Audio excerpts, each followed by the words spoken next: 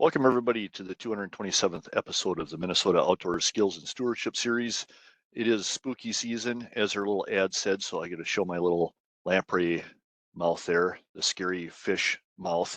I did get a fiberglass replica from a conference I was at a couple years ago, so we're going to talk about them. We have some native species here. We're joined by Brett Nagel and Corey Goldsworthy, and Corey's actually out on the boat doing some really cool stuff. So we're going to talk about that after Brett's first part of the presentation, talking about the native lampreys. So, Brett, I'm going to pass it off to you. All right. Thanks, Benji. Yes, my name's Brett Nagel. I'm a native fish biologist for the section of fisheries here at Minnesota DNR, and I'm really excited to be here and talk to you all about our humble and fascinating friends, the lampreys, the only fishes in Minnesota, or yes, the only Minnesota fishes that occasionally feed on the blood of other fish, cue spooky music. Though some lamprey, as we'll discuss, do not feed on anything as adults, doing all of their food intake in a filter feeding larval stage. We'll talk about the 6 species of lamprey that occur in Minnesota, 5 of which are native. I'll focus on those. And then Corey, out on the boat, is here with us today to talk about the non-native invasive sea lamprey. So anatomically, lamprey are among the simplest of fish, or even all vertebrates for that matter. They have a cartilaginous skull, a cartilaginous backbone, 7 gill openings, a single fin along the midline of the body, a single nostril, and 0 jaws. So I'm going to just use this Fishes of Minnesota poster that may be familiar just to talk about how lamprey fit into Minnesota's fish diversity. So up here in the top right, we have our lamprey family, which, like I said, are unique among fish for having no jaws, no paired fins. These animals are among the most ancient of all vertebrates and are more closely related to marine hagfishes than they are to any of our other fish species in Minnesota or anywhere really. So all of our Minnesota fish with jaws and paired fins share more recent ancestry with each other than they do with lamprey. That is to say, a walleye is more closely related to a sturgeon or a bowfin or a salmon than it is to a lamprey. And for that matter, a walleye is more closely related to a bluefin tuna or a whale shark than it is a lamprey. So we're talking about really deep ancient divergences. Just like to make a quick comparison to one of our more recent, evolutionarily speaking groups in Minnesota, the perch family, which contain our state fish, the walleye. So in a way, they are kind of bookends of our fish diversity on a geologic time scale. So I'm going to make just a quick kind of odd comparison here that I hope makes a little bit of sense, but both of these animals here, this silver lamprey and a walleye, are fish. They're vertebrate animals with fins and gills. Both of these here are cars, 4 wheels, a motor, and a steering wheel. And anatomically speaking, the lamprey can be compared to the Model T from the early 1900s. It's about as basic as it gets.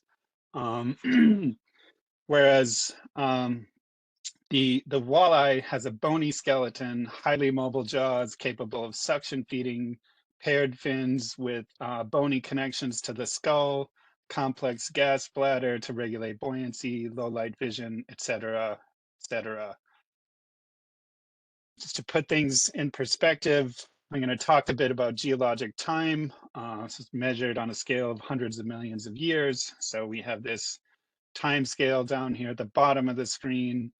The earliest lamprey-like fishes appear in the fossil record about 360 million years ago, which is really an incomprehensible span of time to a human like me. The earliest fishes that are recognizable as members of the perch family appear in the fossil record about 25 million years ago, 20 to 40 million years, depending who you ask there. Just for a little further perspective, early dinosaurs appear in the early Triassic, somewhere around 230 million years ago, while animals like the T-Rex don't appear until about 80 million years ago. Humans like you and me, just a recent blip in the last 2 million years or so. Even Minnesota's other, what we would consider ancient fish species, gars, bowfins, paddlefish, and sturgeons, appear much later in the fossil record than lampreys do. And I should be clear that I'm talking about the earliest ancestors of these groups, so it's perhaps a bit misleading to use an image of a modern lamprey here when I'm talking about their earliest ancestors, so we should at least add a long white beard onto this. Okay, I feel better now. Not much is known about the biology of the early ancestors of modern lamprey, but it's believed they inhabited fresh water and were probably not parasitic.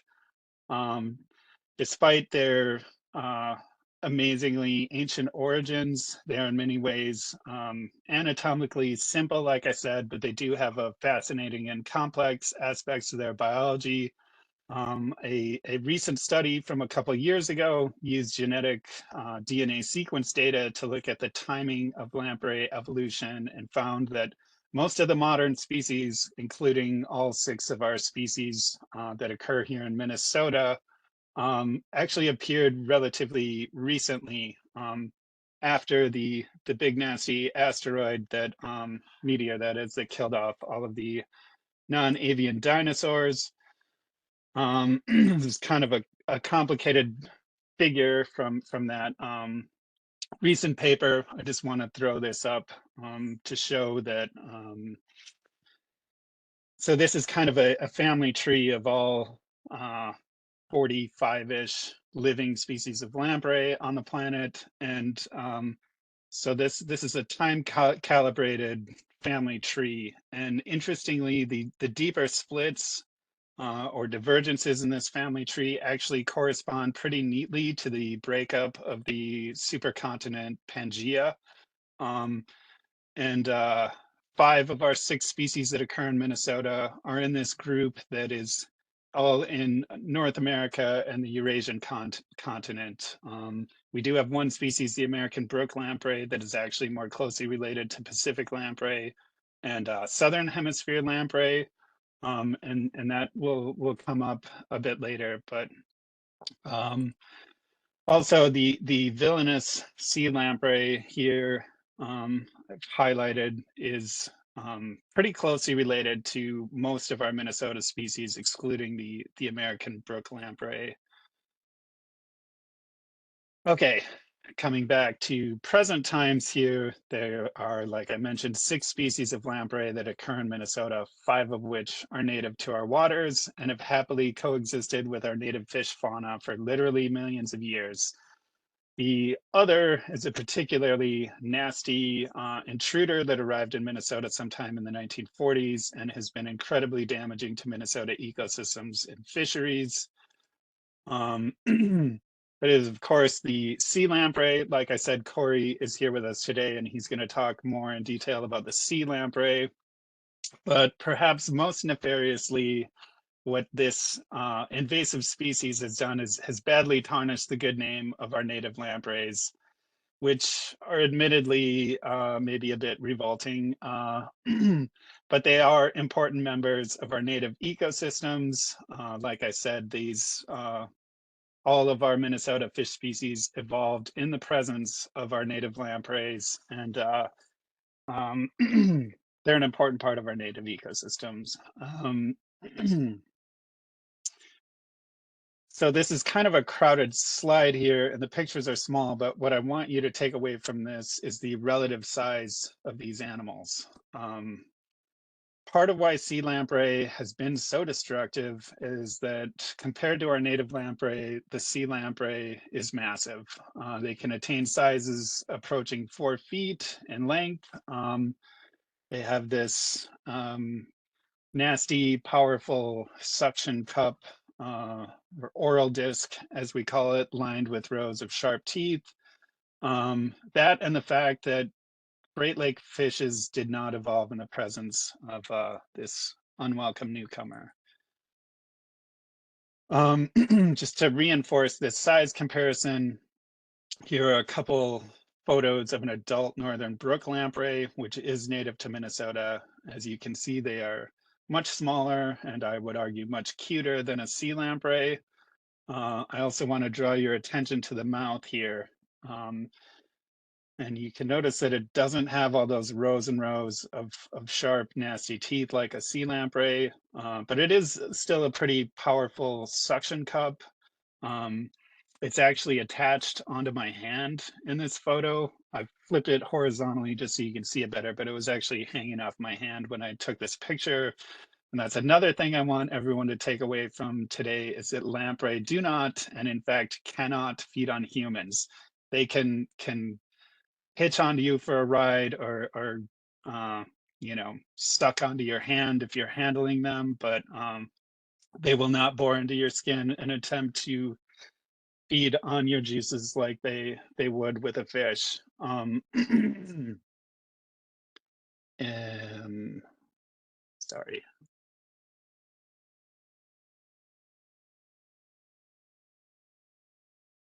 Okay, so we've cleared away that brutish sea lamprey and we can focus on our natives here.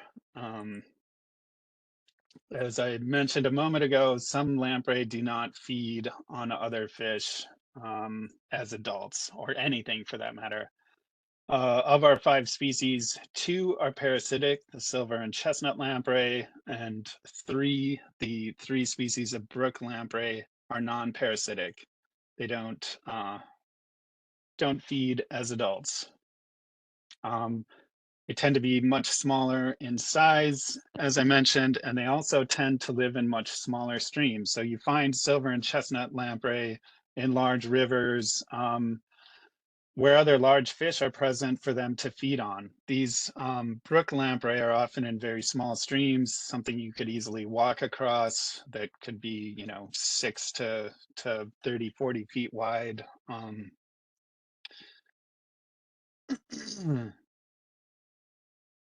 Two like I said, 2 of our 5 native species do feed on other fish as adults.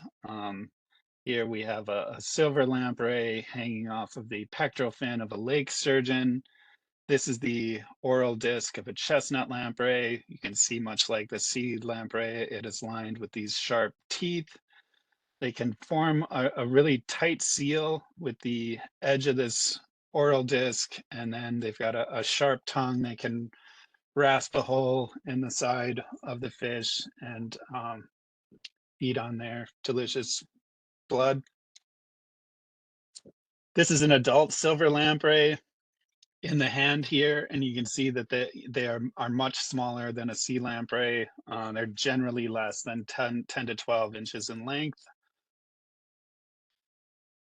Here we can see a fisherman measuring a lake sturgeon caught in the Rainy River. This lake sturgeon was pretty massive, so over 78 inches in length. If we zoom in a bit on the fish, we can see multiple lesions from lamprey, some of which are mostly healed over. These ones here are very fresh, and you can see it's a clear impression of a lamprey's oral disc. I suspect the lamprey was still attached to the sturgeon when they hauled it on board. And actually, that is one of the only ways in which you might encounter a Minnesota lamprey in the wild is by catching a fish with a lamprey attached, most likely in a river, like the St. Croix, Lower Mississippi, Red River of the North, the Rainy. I can't personally speak for the sturgeon, but having a lamprey bite is perhaps not entirely pleasant, but probably doesn't have too big of an impact on the individual health of the sturgeon. And from a population standpoint, there's really not much of any evidence to suggest that native lamprey have any meaningful impact on game fish populations. You know, think mosquitoes, leeches, ticks, etc. Nuisance, yes. Existential danger, not so much. Um, so here we have some close-up glamour shots of the oral disc or mouth of our 5 native species. And it's pretty obvious to see which ones are predatory and which are not. So lots of sharp, pointed, cusped teeth in the mouths of the parasitic predatory species.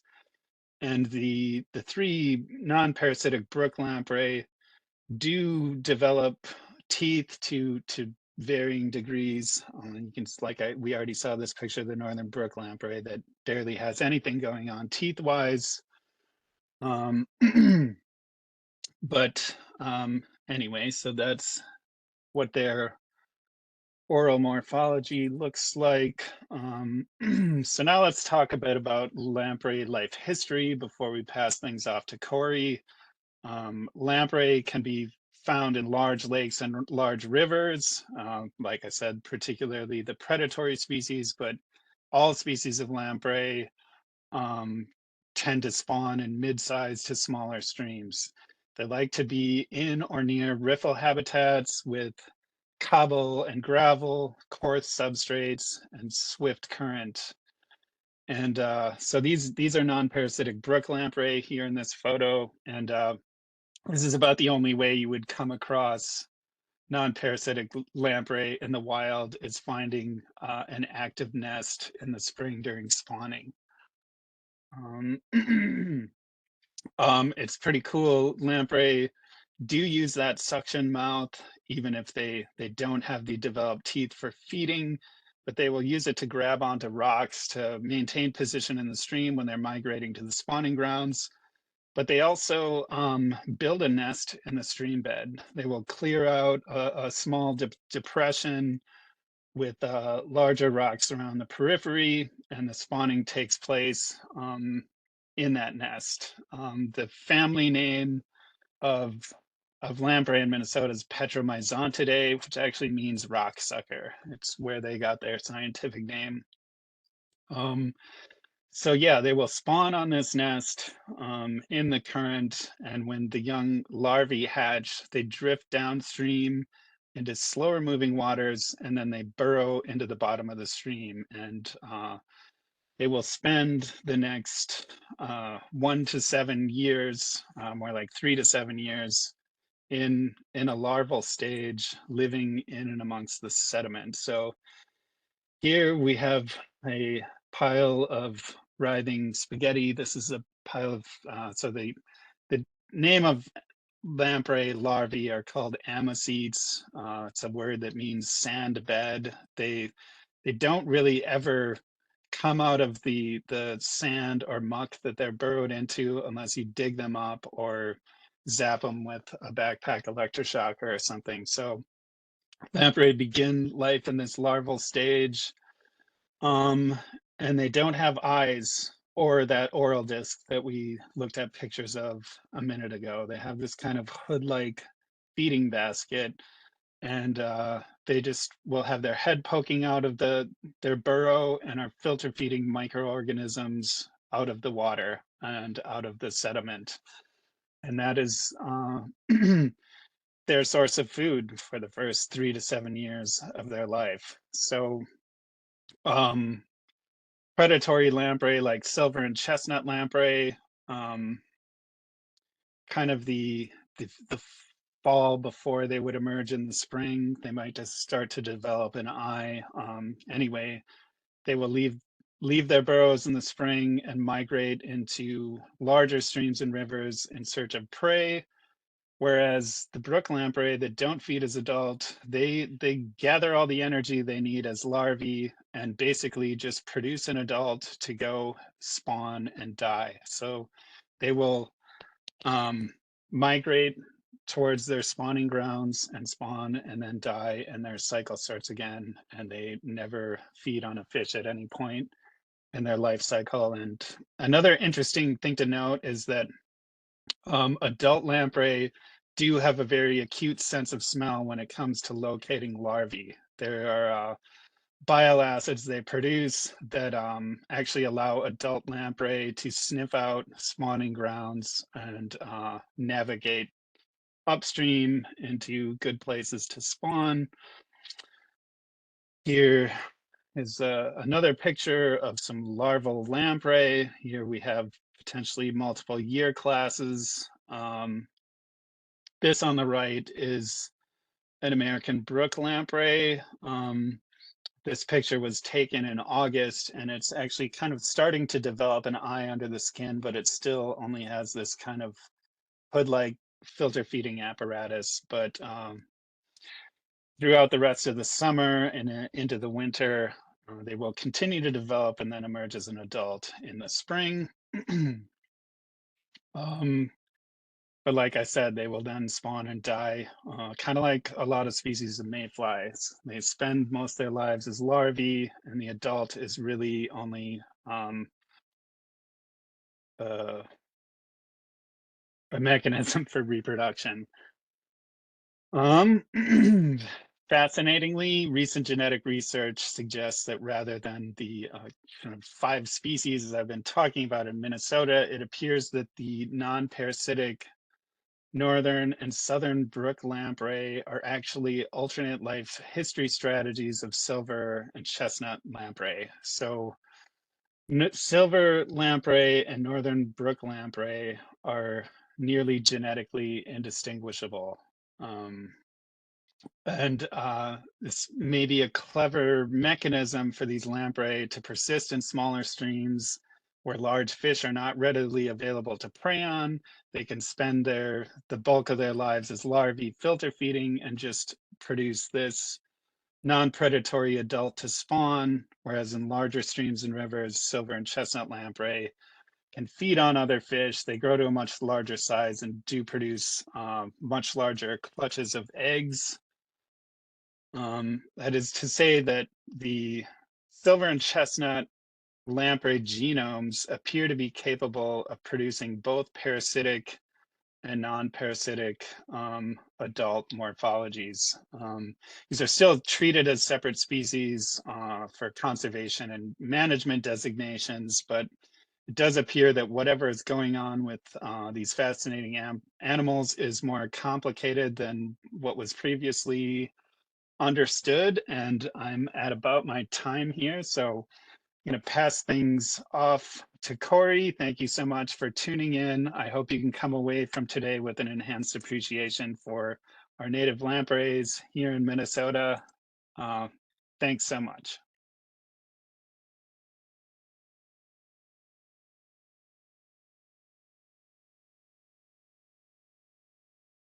Brett, thanks for sharing all that. That was great. When we get Corey out on the boat, he's out in a research vessel through the University of Minnesota. He'll talk a little bit about that later. But looks like everything's up and ready to go. Corey? All right. Thank you, Benji. Thank you, Brett. I think you can see my screen and hear my voice. Yes, we can. Excellent.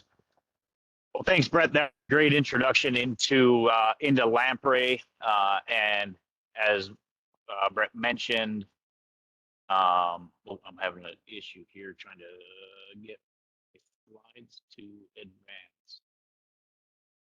I'll just have to do that. My name is Corey Goldsworthy. I grew up in the Upper Peninsula of Michigan. I attended college at the now closed Northern College in Ashland, Wisconsin.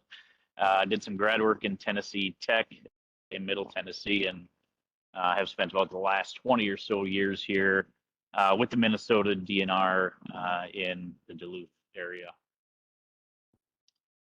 As Brett mentioned, the life cycle of lamprey is interesting. As adults, they go into the rivers and spawn. Those larval lamprey, again called aniseeds, burrow into the mud and filter feed for anywhere from 2 to 7 years in the Great Lakes, depending on water temperature and productivity of the river that they're in. Sea lamprey then metamorphize into predatory juveniles. They're still a juvenile because they're not in spawning phase yet, where they leave the rivers and go out and feed on fish in the Great Lakes. And then they turn into adults as they're getting ready to spawn, come back in the rivers, and the cycle begins all over again. As Brett mentioned, The native lamprey of Minnesota evolved through many, many years with native fishes of the Great Lakes. So they all evolved together, and the native lampreys do not do damage. They live, harmoniously for the most part with our native fish species. Sea lamprey, on the other hand, are not native to the Great Lakes. They're native to the Atlantic Ocean. They are an invasive species that has wreaked havoc on fisheries in the Great Lakes and have really changed how we as fisheries managers manage in the Great Lakes through time. And the biggest question is, how did they get here? So they got here through the Welland Canal. Niagara Falls has always acted as a barrier to fish migration or migration of any species that are native to the oceans from entering the Great Lakes. We as humans have wanted commerce and ship traffic to enter the Great Lakes and be able to access the Atlantic Ocean as well. And that not only led in ships, but it also led in invasive species like sea lamprey, alewife, quagga mussels, zebra mussels, etc. Sea lamprey invaded Lake Ontario in 1835, Erie in 1921. You see Lake Superior was the last of the Great Lakes to be invaded in 1938. In all of the other Great Lakes, sea lamprey wiped out the top level predator, which were lake trout, and Lake Superior was the only Great Lake to retain any native lake trout populations. Sea lamprey invasion is considered one of the greatest ecological disasters of all time. And sea lamprey control began in the mid-1950s and is continuously ongoing through two federal agencies, the U.S. Fish and Wildlife Service in the United States and the Department of Fisheries and Oceans Canada in Canadian waters. And really, this all began, sea lamprey control began in the mid-1950s when, as I said, lake trout were wiped out on all the other Great Lakes. Canada and the United States came together and said, if we are going to save any fish in the Great Lakes, we need to work together to figure out a way to control sea lamprey populations. So in 1954, the U.S. signed a treaty with Canada, or Canada signed a treaty with the U.S., and that established the Great Lakes Fishery Commission. And the Great Lakes Fishery Commission's main job was to figure out how to kill sea lamprey in the Great Lakes. And we have been operating under that framework as agencies since the mid-1950s. Interestingly, sea lamprey have had other ecological impacts that are not directly associated with them killing our native Great Lakes fishes. As they wiped out lake trout in the other Great Lakes, alewife invaded right about the same time through the Welland Canal again. And because they had wiped out native top-level predators, there was no predators to eat alewife. So alewife populations absolutely exploded. There were so many die-offs in the mid-1960s that they were having to bulldoze piles of alewife onto the beaches because there was nothing there to eat them and their populations exploded. So the agencies got together, especially starting in Michigan, where we needed a way to control alewife populations now. And we needed something to provide a sport fishery for, us humans that like to go fishing. So this is the first instance of salmon being stocked into the Great Lakes in an effort to control alewife and to establish a sport fishery. That Chinook salmon and coho salmon stockings led to massive 30-plus pound Chinook salmon being caught. There was unlimited, essentially, number of alewife out there for them to eat. It built a charter fishery with an economic impact of over $1 million annually at each fishing port. And everything is great until it isn't. I know this is a lamprey talk, but the impact that sea lamprey have had from their first introductions has caused such great ecological change in the Great Lakes. It's worth mentioning. So zebra mussels and quagga mussels were the next major invasion. Long story short, they essentially are everywhere in the Great Lakes, except for Lake Superior. In Lake Michigan, there's so many quagga mussels and zebra mussels that the entire lake is filtered every 9 to 12 days. They're filter feeders, so they take all the energy that was in the water column where alewife were, bring it down to the bottom. Alewife populations crash, Chinook salmon populations crash, all because of that initial invasion by sea lamprey. So kind of a changing ecology of the Great Lakes fisheries is reduce alewife populations because of quagga mussels and zebra mussels. Again, that productivity that alewife feed on is now on the bottom. Another invasive species called the round goby is a bottom feeder that ends up feeding on quagga mussels and zebra mussels. So their populations extinct. And now what we're seeing in the Great Lakes is an increase in our native predators like lake trout and walleye, again, because of those large goby populations. And again, because of the ecological change first brought on by sea lamprey. So in the Great Lakes, it's great to be Lake Superior. We're a cold, relatively infertile water body. We're much deeper, much colder than, say, Lake Michigan or Lake Huron. Our management goal is to maintain very high densities of lake trout to limit non-native prey fish like alewife and rainbow smelt. Unfortunately, we do have very high, well, fortunately, we do have very high lake trout populations in Lake Superior, but unfortunately, lake trout is the favorite food of sea lamprey. And overall, our goal is to keep sea lamprey wounding rates below 5% lake-wide. The majority of Lake Superior is deep water habitat, water over 240 feet deep. Very cold, very deep, what we consider ultra-oligotrophic, and it's the most pristine of the Great Lakes in terms of watersheds, water quality, and its native fish community. Like I said, we have a very high abundance of lake trout. The blue bars here are lean lake trout numbers, and the blue, light blue on the map represents lean lake trout habitat. That's that water shallower than 240 feet. The dark blue bars is deep water habitat greater than 240 foot deep. And the dark blue bars are Siskiwet lake trout, which are the fat form of lake trout. They like that deep water habitat, primarily over 350 feet deep. For all of the surveys that we do for lake trout on the Great Lakes, we have a guide or a classification of sea lamprey wounds that was developed by the Great Lakes Fishery Commission. So as we are doing our lake trout surveys, we can count the number of wounds on sea lamprey that are coming into the boat, and that's where we get that 5% threshold for sea lamprey wounding rates from. You can see up here in the upper right corner, we have type 1 wounds and type B wounds, or type A, type B. Type A, they dig a hole in the fish. They have a sucker disc and a rasping, teethy tongue, and they attach suction like to the fish. That tongue goes to work, makes a hole in the fish, and then the sea lamprey can suck the blood and the juices out. Type B wounds are what we consider riding wounds, where the sea lamprey isn't actively feeding on the fish, but it's hitching a ride on that fish through the water. This is our sea lamprey wounding rates on lake trout since 1980s. That black horizontal bar or horizontal line is the 5% threshold that we want to see sea lamprey wounding rates stay below. And you can see through time, we have been well above that sea lamprey wounding rate for lake trout since 1980. Only very rarely do we get below that 5% threshold.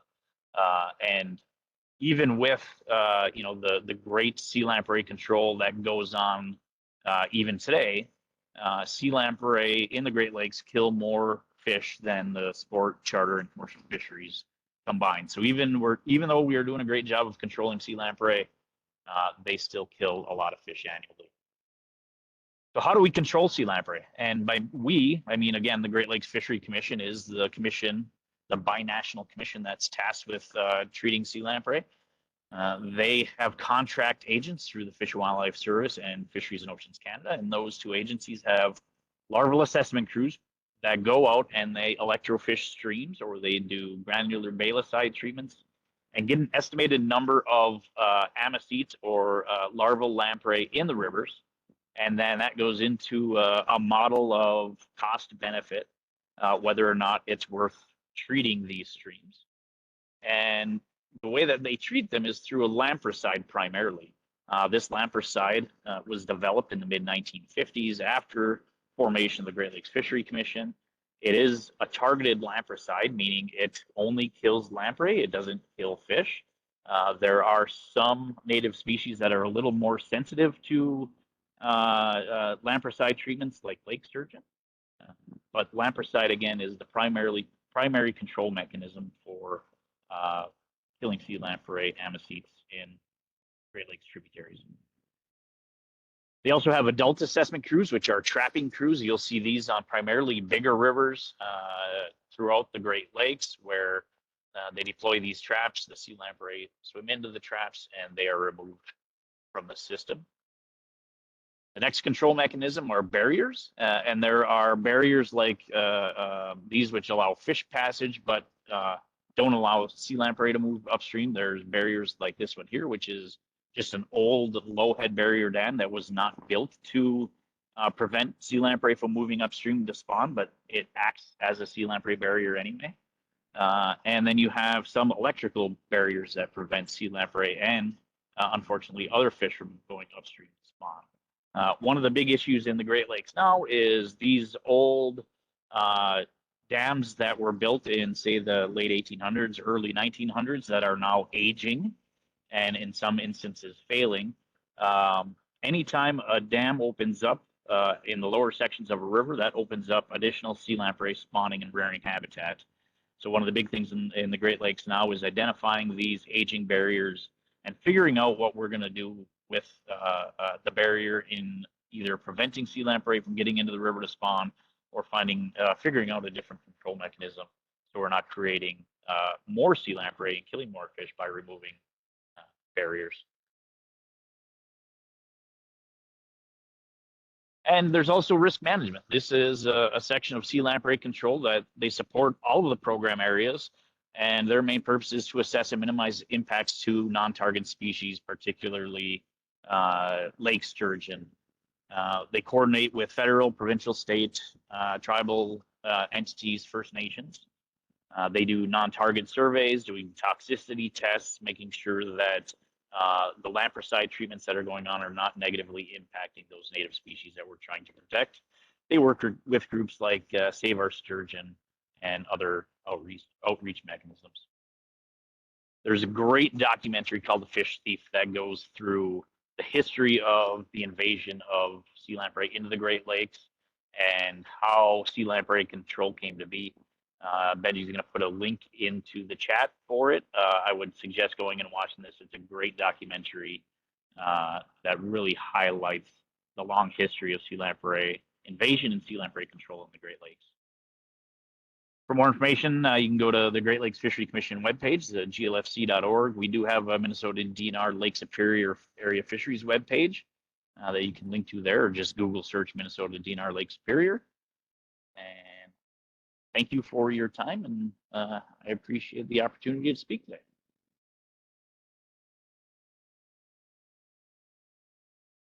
All right, Corey, thank you so much for joining us from the boat out there. Do you want to talk a little bit about what you're doing out there? And people are probably interested. It looks like you're rocking and rolling a little bit on the boat. So Yeah, absolutely. This is our annual hydroacoustic midwater trawl survey that we do on Lake Superior. I'm on board the research vessel Blue Heron. It's owned and operated by University of Minnesota Duluth Large Lakes Observatory. We contract them for 4 days, 3 nights to do a survey where we're estimating the number of spawning Cisco or lake herring in Lake Superior, Minnesota waters Lake Superior. And we use this data to set our commercial quotas for Cisco in the Cisco fishery. So it's a 4-day, 3-night survey. We do all our work at night, essentially using a scientific grade fish finder to estimate the total number of spawning Cisco out there. And we break that out and allocate a small portion of that to the commercial fishery. and due to all the fancy technology, you're able to join us live, which is pretty cool. So We are, yep. So thank you for taking time out of your probably nap schedule. You said most of this work takes place at night. So thank you for taking time to join us today. Doug had a question for you, Corey, about alewife. What is the status of alewife in Lake Superior now? Is there any evidence that they are increasing due to the increase in average annual temperatures? Yeah, great question. Alewife historically in Lake Superior have been at very low levels. We're very cold. We're relatively unproductive in food that alewife want to eat or like to eat. So historically, very low levels of alewife. We might see maybe, a handful every 5 years or so in the thousands of lake trout stomachs that we process annually. But that is one of the major concerns for managers in Lake Superior at this time is we're seeing warming water temperatures. We had 55-degree water temperatures 100 feet down just last week. So water temperatures on Lake Superior are warmer, much warmer than historically they've ever been. And we are looking at those alewife populations and kind of monitoring them, making sure that, you know, they're not going to get to the level of what we see in Lake Huron or Lake Michigan. But at this point, if warming waters continue, there's not really a whole lot that we can do about it. What we like to do is we like to maintain our high predator base of lake trout. They'll eat alewife, and we like to maintain our high native prey fish like Cisco, so there's not an open niche for alewife to enter. Great. One thing we can always count on is something's going to change, and there's always more for us to learn, right? Yep. So, Brett, Doug had a question for you when you were showing I guess the time periods of when lamprey existed. He asked if ancient fish didn't exist until after lamprey did. What did they feed on in their native habitat way back before the fish were around? Ooh, that is a good question. Like I said, the earliest lamprey were not believed to be parasitic, and so they may have predominantly filter fed in a larval stage, but we are talking about an incomprehensible gulf of time between the present and when those animals existed. So even those relationships I talked about are hard to test because we only have fossilized bits of soft-bodied animals that are very rare to even appear in the fossil record. And as of yet, we can't extract DNA from fossils of that nature. So you really only have anatomical characteristics to try to infer those relationships. And as for what they may or may not have been eating, is probably anybody's guess. But like I said, lamprey are most closely related to hagfishes. And if you're not familiar with hagfish, if you've ever seen like deep undersea videos of a whale carcass on the bottom, and there's all these kind of leechy looking animals devouring that carcass, those are hagfish. And, you know, so they're the closest living relatives of lamprey. So ancestral lamprey could have been scavengers of other soft-bodied marine animals that were present at the time. There were jawless fishes, ostracoderms, placoderms, other types of fish that are long extinct, that may have been an available food source, but I don't know a ton about the Devonian seas really, and could really only guess about it. But that's a great question. That's interesting. I'm going to throw a link to a hagfish in there. Those things are kind of scary looking too. It fits right in with our spooky theme. So, Yes. Corey, Kathy asked, during COVID, were you able to do any control methods for lamprey? If not, was there an increase in the sea lamprey population? Yeah, great question. That's exactly what happened with COVID. Was with the travel restrictions across borders, our U.S. Fish and Wildlife Service control agents weren't able to cross the border. Canadian control agents weren't able to cross the border to help out on the U.S. side. And for Lake Superior in particular, there were mistreatments that occurred, and we are seeing much higher sea lamprey populations than we have in the past, just from that 1 year of mistreatment. So historically, I think the sea lamprey control program has done such a phenomenal job of control that folks have kind of thought that sea lamprey weren't really much of an issue, right? Out here, talk to stakeholder groups and fishing groups, and we'd mentioned sea lamprey, and they're like, "Oh, I thought sea lamprey were, you know, something about, you know, 20 years ago." And it was just the great work by sea lamprey control that they've done through time and those annual treatments that kept those sea lamprey populations low. But with COVID, that was a real eye opener for everybody on the Great Lakes, that only 1 year of mistreatments can cause a very large increase in adult sea lamprey populations and really multiply the amount of fish that are killed. And, we say across the Great Lakes that sea lamprey, they're not a bad fish. They're just in the wrong place in the Great Lakes, right? And they wreak ecological havoc on our native fishes. So yeah, great question. It was that was kind of a blind side in everybody's eyes was, 1 year of mistreatments and it can have a major impact on our population. So I appreciate that question. Great. If anybody else has any questions, please put them in the Q&A. So we have a couple more minutes left. I've heard of this. The Great Lakes Fisheries Commission is a great organization. I was down in a presentation down in Red Wing. They were down there actually, talking to them and some of the great work they do in the Fish Thief movie that has now come out. I actually haven't seen it yet, but thanks for reminding me of that. I want to go watch that. And I did put a link to that, both the Great Lakes Fisheries Commission, which has one of the few websites that counts down the number or counts up the number of sea lamprey killed with the control methods, which is kind of cool too. So it's kind of a cool website, and I'm excited to go see that movie. So yeah, it's great. It really provides a great history on, kind of the cataclysmic impact that sea lamprey had, and if you put yourself back into the mid 1950s, where essentially, lake trout in particular, whitefish, any fish that a sea lamprey could attach to, they were attaching to and killing. So it was a wipeout of many fish species throughout the Great Lakes, and it was to the point of Lake Superior is the last bastion of hope that we have. And right about the time on Lake Superior in 1953, 54, when we were seeing sea lamprey really have an impact on lake trout populations, was where Canada and the U.S. signed the treaty and decided, okay, we need to figure out how to kill sea lamprey. And literally, it took a team of people in a laboratory, working with chemicals and putting a chemical in a jar that had a lamprey in it and a fish in it, and see if it killed the lamprey but not the fish. And they literally went through thousands of chemicals before they found what TFM, which is really the same chemical that we're using today, where it was a direct lampricide. It killed the lamprey, didn't kill the fish, and then it was game on, right?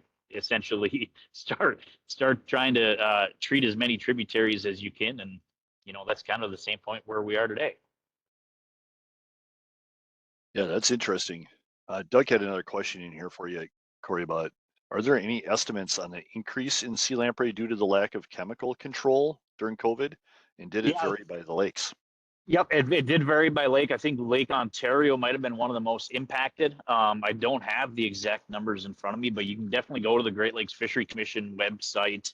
There are annual lake reports on sea lamprey control efforts and sea lamprey adult abundance estimates by lake every year. So that's a great resource to go, and you can see that increase of, and it depends on life cycle of the sea lamprey. And here in Lake Superior, we're still really dealing with the after effects of that. A lot of the pictures that I've seen from anglers catching lake trout this year, many of them had sea lamprey wounds on them.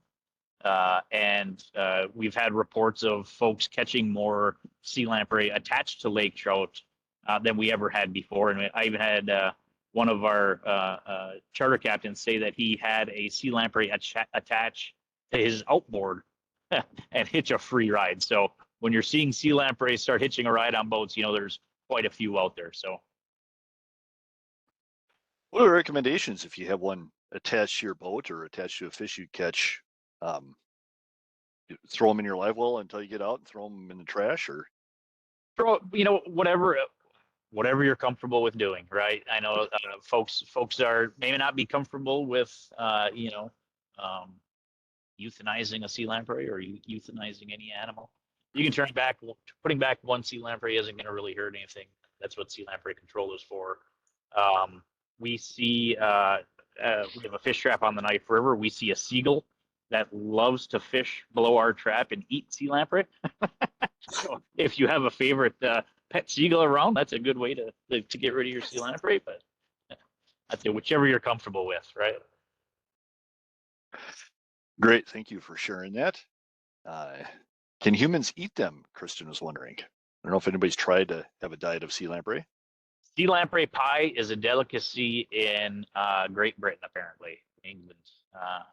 Apparently, that's there had come a point in time where we thought perhaps that might be an outlet for Great Lakes sea lamprey that were trapped. Was maybe there's a food market for them, but that never really caught on. But I guess historically, in England, Great Britain, it was a delicacy of lamprey pie.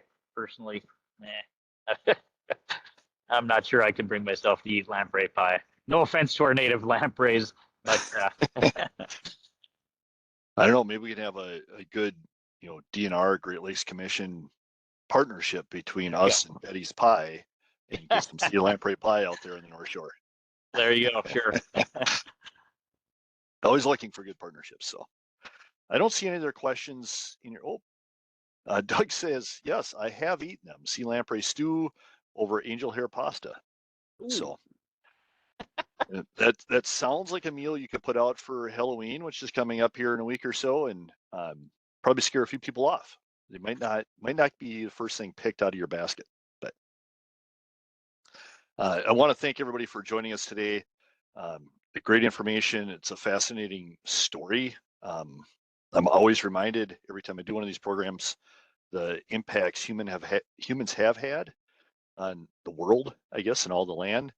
But like I said, we're always learning all the time. Things are always changing, and we're always learning more. So keep doing the great work you guys are doing out there. We appreciate it and benefit from it, obviously, too. So we're off here for the next week. We'll be back in November on the 5th, talking about native sculpin in the Mississippi River in southeast Minnesota. So I hope everybody can take some time and get outside, enjoy the Halloween festivities, get outside and enjoy some leaves. I know down in the southern third of the state, the leaves are still out. So get outside, take a friend or neighbor or youth out there to enjoy it with you. Maybe get a little fishing in or a little hunting this time of year. Just get outside and enjoy it. So thank you both for joining us and sharing your passions with us. We really appreciate it. And until next time, stay safe and we'll see you. Thank you.